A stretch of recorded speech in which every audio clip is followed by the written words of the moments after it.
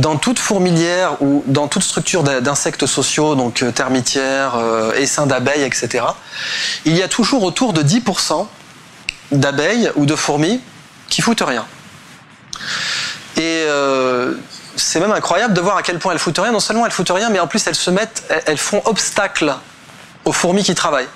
Elles gênent. Elles se mettent en travers des ouvrières. Et évidemment, on s'est dit, mais à quoi ça sert? Parce que là, il y a un paradoxe, c'est qu'à la fois la fourmilière, ça fait plusieurs centaines de millions d'années qu'elle évolue, donc elle est plutôt optimisée, hein, la nature est très optimisée, et en même temps, c'est assez resté et ça a l'air non optimal. Donc on a voulu comprendre à quoi ça servait. Alors on a retiré toutes ces espèces de cas sociaux des fourmis, en fait. Hein. Et quand on les retire, la fourmilière s'effondre. Pourquoi ?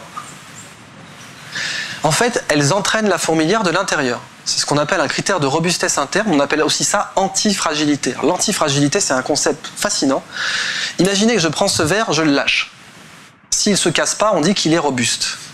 S'il était antifragile, ce qu'il n'est pas, eh bien, après l'avoir lâché une fois, je pourrais le lâcher d'encore plus haut, parce que le choc l'aurait rendu plus résistant.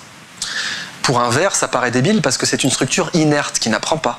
Mais les structures apprenantes, comme les êtres humains, comme les enfants, comme les sociétés, sont antifragiles. Et c'est ce qu'on a vu avec Wikipédia. Wikipédia, ce qui l'a fait réussir, c'est le fait de ne plus avoir d'argent. Donc c'est le choc d'être à 2 doigts de la faillite qui l'a rendu plus fort. Donc l'antifragilité, au fond, c'est un concept ancien. Ce qui ne me tue pas me rend plus fort.